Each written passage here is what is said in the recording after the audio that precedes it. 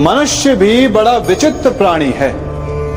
अपनों से नीचे के स्तर के लोगों को वो हे दृष्टि से देखता है, उनका उपहास उड़ाता है, उनसे बार बार कहता है कि तुम्हारा कुछ नहीं हो सकता, तुम भविष्य में कुछ नहीं कर पाओगे।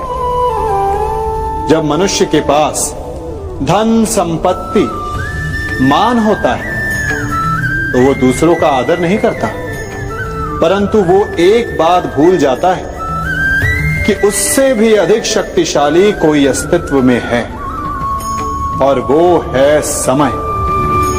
काल काल अपना चक्र कब बदलेगा ये कोई नहीं जानता। समय अपनी करवट कब लेगा ये कोई नहीं जानता। कोयला भी समय के साथ साथ हीरे में परिवर्तित हो जाता है। इसलिए जीवन में कभी भी किसी का भी उपहास नहीं उड़ाना चाहिए।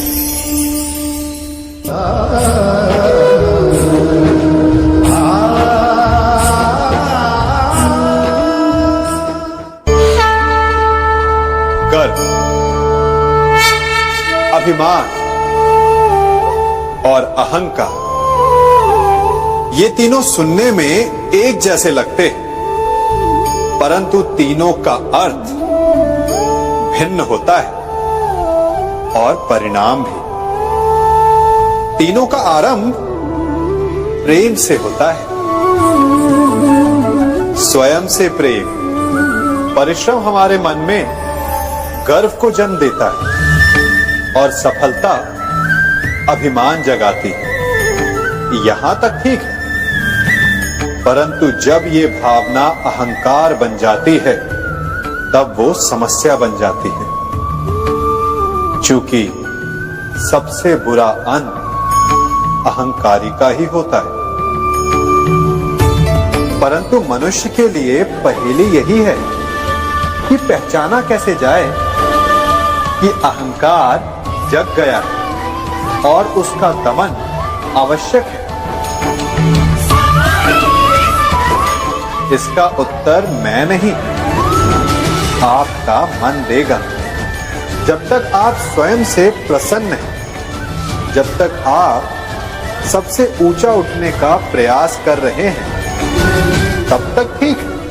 परंतु जब आपके मन में दूसरों को नीचा समझने का भाव आ जाए तो सावधान हो जाइए, क्योंकि यही अहंकार है जो वास्तव में आपको हीन कर रहा है।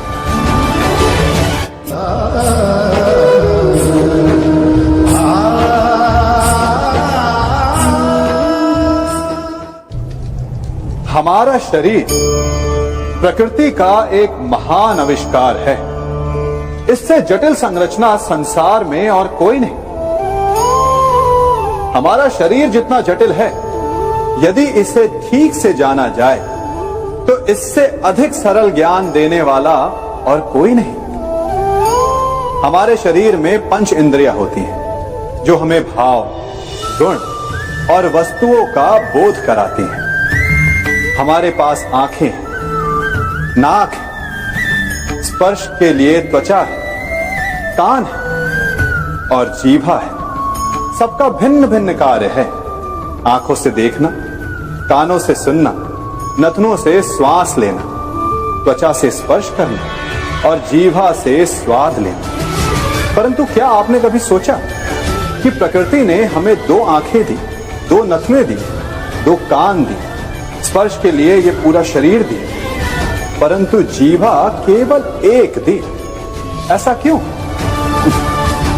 क्योंकि प्रकृति चाहती है कि हम देखें अधिक, सुने अधिक और ज्ञान अधिक अर्जित करें, बोले कम।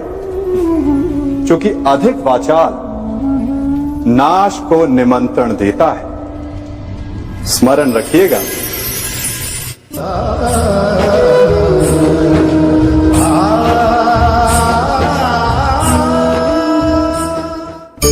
मनुष्य की सबसे बड़ी दुर्बलता क्या होती है?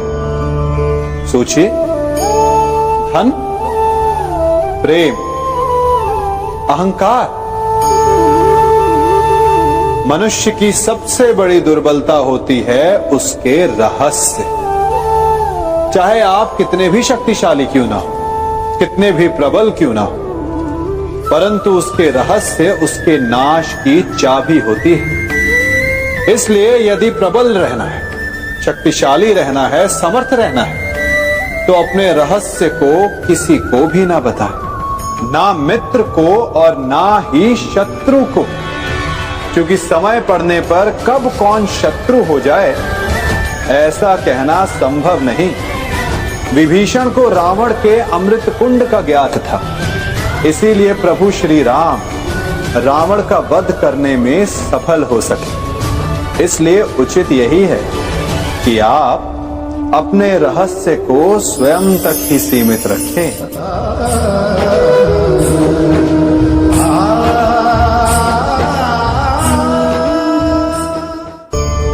मनुष्य जीवन की परीक्षा में सफल होने के लिए क्या नहीं करता? वो परिश्रम करता है, दौड़ भाग करता है, और ये सब करने के पश्चात भी जब उसका काम नहीं बनता तो वो नकल करता है ना? तनिक लौटिए अपने बचपन में, स्मरण कीजिए अपने बचपन की स्मृतियों का। क्या स्मरण हुआ? विद्यालय में जब आप परीक्षा देने जाते थे तो क्या होता था? आप ना सही, परंतु कोई ना कोई सफलता पाने के लिए नकल करता ही था और उत्तीर्ण भी हो जाता था, है ना? परंतु जीवन की परीक्षा ऐसी नहीं होती। नकल करने वाला सफल नहीं होता। कारण विद्यालय में सबके प्रश्न पत्र एक होते थे, परंतु जीवन के प्रश्न पत्र और उनकी कठिनाई सबके लिए भिन्न होती, तो निश्चित रूप से उनके उत्तर भी भिन्न होंगे ना। इसलिए यदि आपको जीवन में सफलता पानी है तो नकल ना कीजिए, स्वयं के प्रश्नों का उत्तर स्वयं ढूंढिए और सफलता आपकी ही होगी।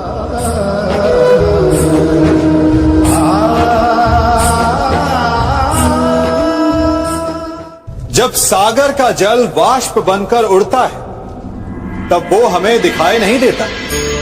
मेघ उस जल को अपने भीतर छिपा लेते हैं, लंबी यात्रा करते हैं, प्रयास करते हैं कि वो जल सदा उनके भीतर छिपा रहे, परंतु जब वायु का वेग उन्हें उड़ाकर किसी पर्वत से ले जाकर के टकरा देता है तब उन मेघों को बरसना ही पड़ता है, क्योंकि यही नियति है, यही प्रकृति है। क्योंकि जल को सागर में जाकर मिलना ही है। ठीक ऐसा ही हमारे साथ भी होता है। हम सत्य अपने मन के मेघों में चाहे जितना छिपाने का प्रयास कर लें, परंतु समय की आंधी उसे वास्तविकता के पर्वत से ले जाकर के टकराकर हमारे समक्ष ले ही आती है। जिस भय के कारण आप सत्य को सामने नहीं लेकर आना चाहते, एक दिन वही भय हमारे समक्ष आकर खड़ा हो जाता है और फिर हम लाचार हो जाते हैं, क्योंकि हमने उस भय का सामना करने की तैयारी नहीं की होती। इसलिए सत्य से भागे नहीं, उसे छिपाए भी नहीं, उसे स्वीकार करें। भविष्य की बड़ी विपत्ति से बच जाएंगे।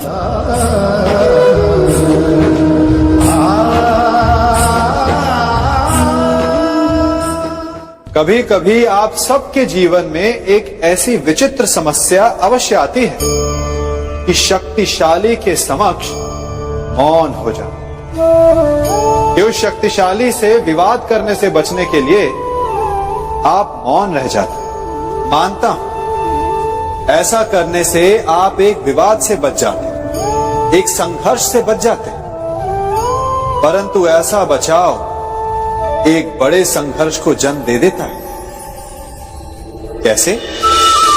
हमारा मौन रहना अनजाने में उसका समर्थन बन जाता है और वो स्वयं को अधिक शक्तिशाली अनुभव करता है और यहां से हमारा दमन प्रारंभ हो जाता है। एक के बाद एक हम अन्याय में अनचाहे रूप से सम्मिलित होते चले जाते। तो इसका तोड़ क्या है?